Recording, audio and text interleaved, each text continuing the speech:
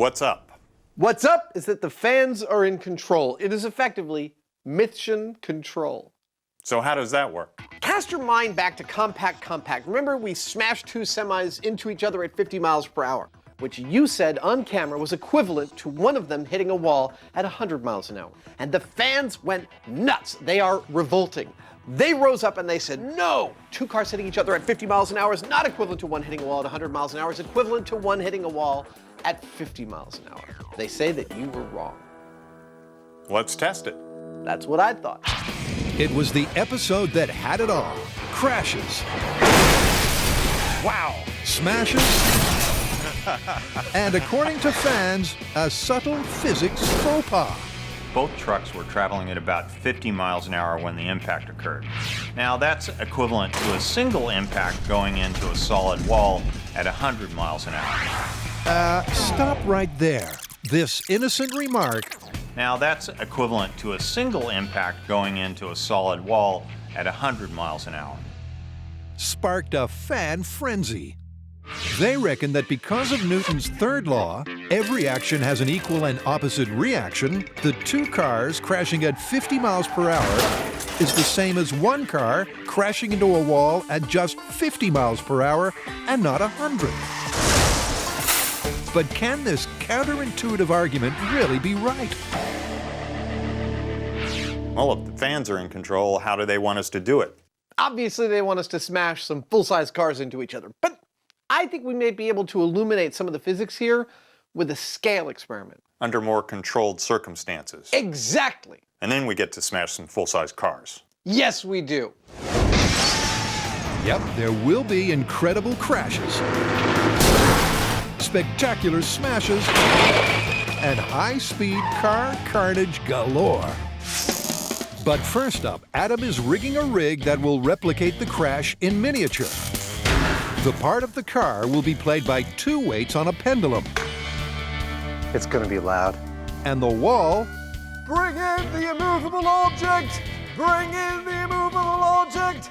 It's time for the immovable object. will be played by this hunk of steel. Allow me to demonstrate the rig here. This is our car. It's basically a swinging hammer. This is our wall. It's an unmovable piece of 1,200 pounds of steel. I will be swinging this car into the wall at speed x and speed 2x, which is basically double speed x. That's our 50 mile per hour hit. That's our 100 mile per hour hit. Our measurement will be done simply with a piece of clay that sits right behind the main hammer and between it and a secondary hammer.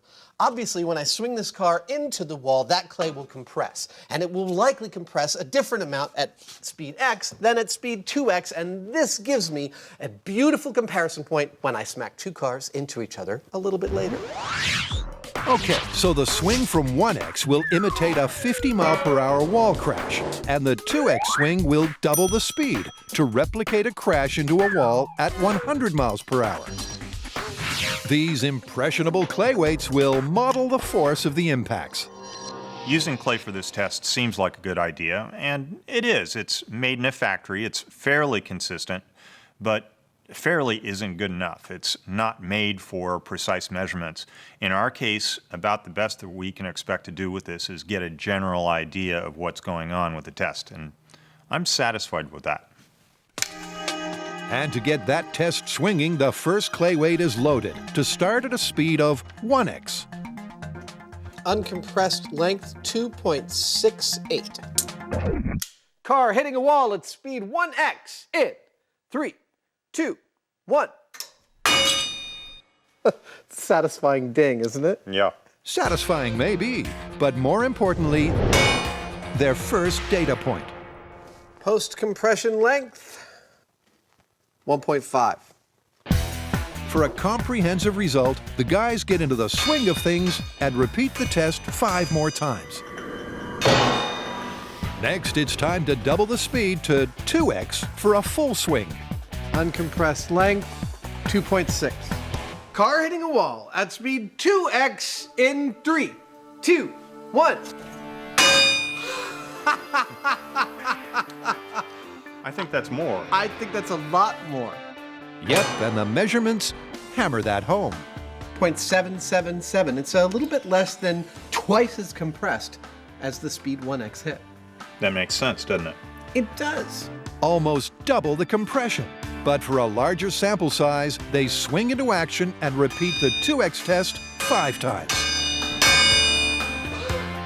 And now that their clay collection is complete, What's next?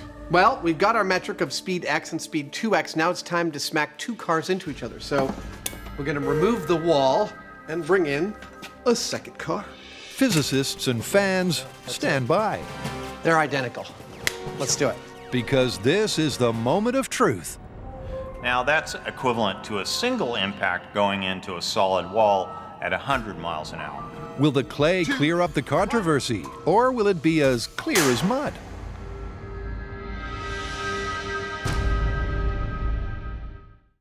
In Compact, the fans detected a disturbance in the force. The airbag went off. So now it's MythBusters versus Sir Isaac Newton. But for whom does the bell toll? These two pieces of clay tell the tale. This is the clay compressed at speed 1x. This is the clay compressed at speed 2x. Now, if Jamie's right that two cars hitting each other at speed x is equivalent to one car hitting a wall at speed 2x, then this is what the clay is going to look like when we smash two cars into each other at speed x. If the myth is true, this is what the clay in those cars is going to look like. Which is it? I quite honestly have no idea. This is the moment of truth. Are you ready to go? What are you doing back there? I'm ready. I'm going to cut from top dead center so that the amount of force on both is the same. Okay. Here we go. Two cars smashing into each other at speed 1x. And 3, 2, 1. The clay catastrophe goes under the hammer. And judging by first impressions, it looks like the fans may be onto something. Well, I'll tell you right now, the compression I can see from here does not look like no 2x speed hit. It looks like a 1x speed hit. It looks a lot closer to a 1x than a 2x, but let's do the measurements. 1.54. 1.28. The results are in. The two-car test clay is almost identical to the clay from the 1x tests, and nothing like the 2x tests. With all the variants in all of our tests, one thing was really consistent, was that the 2x speed hits looked a lot like this, and the 1x speed hits look a lot like this. And our head-on collision, it looks like this. So where are we with the story? Well, the hammers and clay seem to be saying that it's looking pretty good for the myth, that two cars hitting each other at 50 miles an hour might actually be equivalent to one car hitting a wall at 50 miles an hour, and not at 100, as you previously stated. What do you want to do next? Next, I want to smash some cars. All right then. Yep, although the impressionable clay supports the fan theory, will that be true when they test the metal of actual automobiles Here we are. at a very special location? It's a platform 120 feet tall just for dropping stuff. This is a motorized steel barrel just for strapping down a car and turning it upside down. I'm not sure what this one's for, but I'm pretty sure I could come up with something cool to do with it. Where am I? I'm in Arizona, in the middle of 150 acres of pure awesome. This is pretty much what I would design as my ideal playground. It's a test facility designed to break things, smash things, make them fail, and analyze the aftermath. This is one of the test facilities owned by Exponent Systems, and today they're going to help us smash some cars. And first up to feel the crash force is this. So this is our car. This is our car. We're going to smash it at 50 miles an hour into a wall. Well, let's get started. All right. How's all this going to go down? This is a 1,280-foot long crash rail. It has a track embedded in it and a cable that pulls a car along that track towards the impact spot. These two V8 engines, which have about 800 horsepower between them, pull this cable, which pulls the car up to the desired speed. When the car gets to about here, the cable's going to release it, so it's traveling only under its own momentum, right into this big steel thing. It's at this point that we'll have a complete picture of what happens to a car when it's going 50 miles an hour and comes to a dead stop by crashing into a wall. It's not just a picture they'll be getting. Jamie has also added some high-tech trickery to capture the force facts. There we go. Inside the car, underneath the back seat, is mounted a block of accelerometers that measure deceleration of the impact in 3 separate axes of movement. That information is sent back to a data logger that's mounted in the back of the car. It records all that information. It's kind of like a black box. Just like in the small-scale test, they'll gather the stats for a 50-mile-per-hour wall crash, a 100-mile-per-hour wall crash, and then finally a 50-mile-per-hour head-on collision. This crash is basically a data point, one of 2 that we will obtain in order to correctly analyze our head-on collision. Careful viewers will note that in the full scale, we're following the same experimental procedure as we did with our hammers and clay. We think it has a nice symmetry. Shall we log the pre-crash length? Sure. 15 feet. All right then. All right, the cable's ready. Come on in. With the length logged and the black box engaged, the car is ready to meet its fate, slamming into a solid steel wall at 50 miles per hour. All right, this is 1 car into 1 wall at 50 miles an hour. Take it away. Okay, Bob, we're ready for roll-up. The V8 engines roar as they spin the cable. And the car gains speed till it's holding at precisely 50 miles per hour. And then plows headlong into a wall of steel.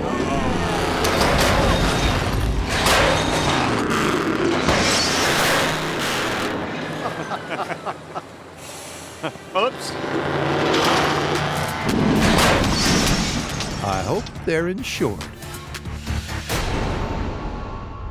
Yep, it's a car crash, I think. Yeah, I'd say what happened here is this car here hit this wall. There. It's a spectacular smash. The force of the impact crunched the front of the car like a car hitting a steel wall at 50 miles per hour, leaving it 3.5 feet shorter. 11 feet 7 inches. But of course, that's not the only impact stat. What say we find out what the G load was? These guys are downloading the data about the crash right now. Okay, here's the stats on that crash. This car hit that wall at 50.7 miles per hour and took an average of 58 Gs in the longitudinal direction. I'm gonna go out on a limb and say that when we smash a car into this wall at 100 miles an hour, the G load is going to be significantly higher. Well, luckily for us, the only way to confirm that is more car carnage. Adam and Jamie are having a smashing time. All in the name of physics. How did we get here? Well, it all started when Jamie said this. Both trucks were traveling at about 50 miles an hour. That's equivalent to a single impact going into a solid wall at 100 miles an hour. That's pretty sound reasoning for my money, but no, the fans cried. 2 cars hitting each other at 50 miles per hour do not equal 1 car hitting a wall at 100 miles per hour. Because their masses is the same, they cancel each other out, and it's no different than 1 car hitting a wall at 50 miles an hour. I find this surprising and hard to wrap my head around, but our scale experiments seem to bear it out. But of course, we're not going to leave it there. This is what happens when you crash a car into a wall at 50 miles an hour. Next up, we're going to be crashing a car into a wall at 100 miles an hour. How bad will it be? We're just going to have to crash it to find out. So, an identical car, well, except for the fact it's lemon yellow, That's good. Bring it straight in. is hooked up to the track. All right. If we thought of the cars that we're experimenting with to be people, we could say that they're actually donating their bodies for science. And if we further carried that analogy, we could imagine that while they're happy to do it, this car is perhaps a little less happy to do it than his predecessor. Because while his orange brother got to hit the wall at 50 miles an hour, this lemon has to do it at 100 miles per hour. Now, the 50-mile-per-hour impact clocked an impressive 58 Gs. But will doubling the speed double the damage to this car? It's good.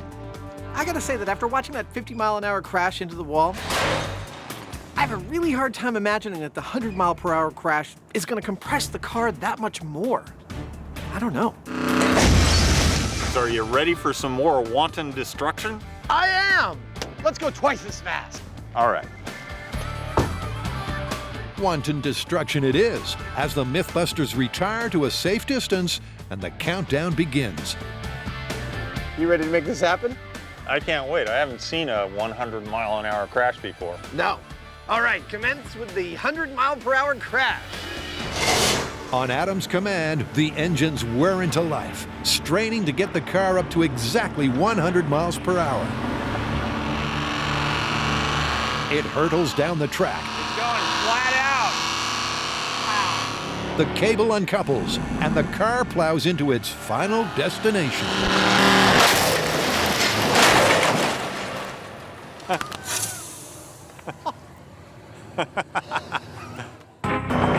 The guys are understandably speechless.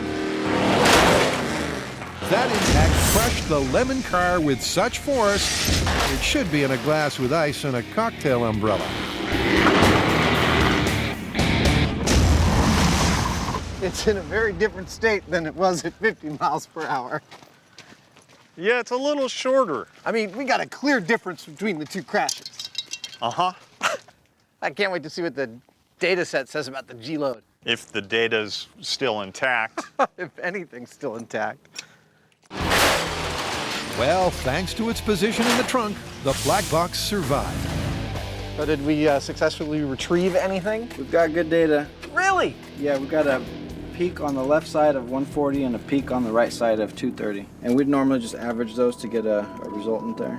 So the midpoint's somewhere around 185? 185. That's nice. That's significantly more than, what was the last one, 58? 58. Data!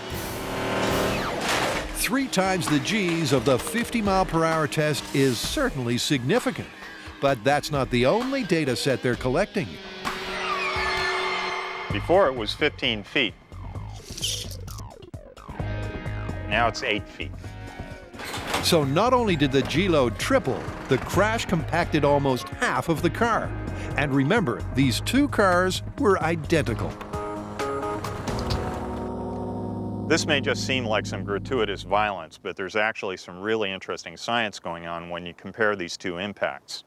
You would think that doubling the speed would give you twice the severity of the impact, but the physics says you're actually looking at more like 4 times the severity of the impact. Our sensors are showing 3 times the G's, and our wreckage is showing about twice the damage. So what's going on here? Well, just like this can, the more I crush it, the more it resists crushing. There's some complex physics going on here, but you don't have to be a rocket scientist to understand it. The cars speak for themselves. They certainly do. And after 2 spectacular crashes, they have their benchmarks for car carnage. Well, we've got our data points. And they are lovely. I guess it's time to move on to the main event. Yep.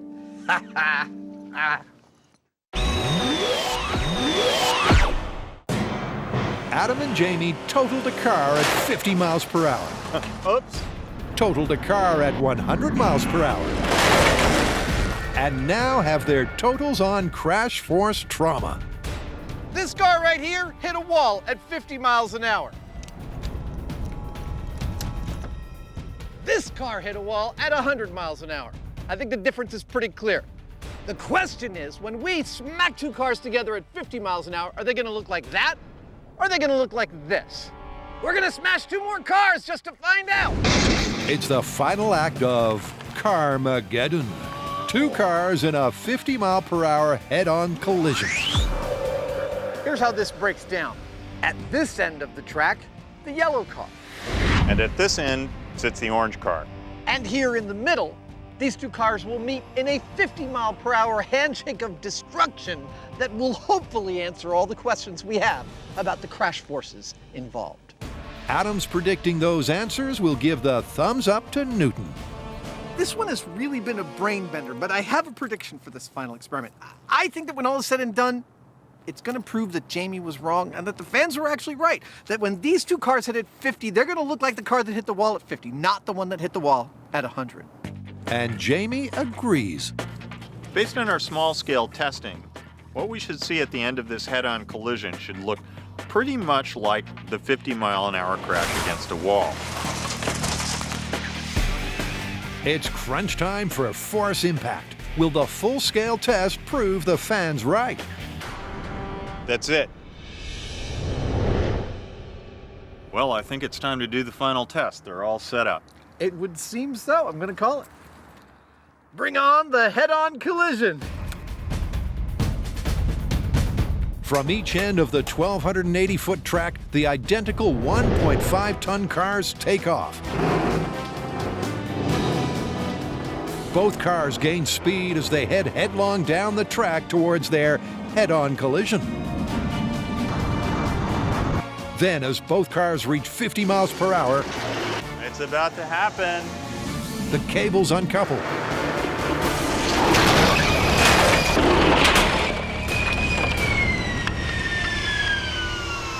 That was spectacular. What can you say? What can you say? That breathtaking finale is the final piece of their physics puzzle. And as the MythBusters survey the wreck of a two-car 50-mile-per-hour pileup, they're playing Spot the Difference. There's a windshield between them. It's pretty evident, isn't it? It really is. It looks just like the 50-mile-an-hour against a wall crash. And nothing like the 100. Nope. Amazing.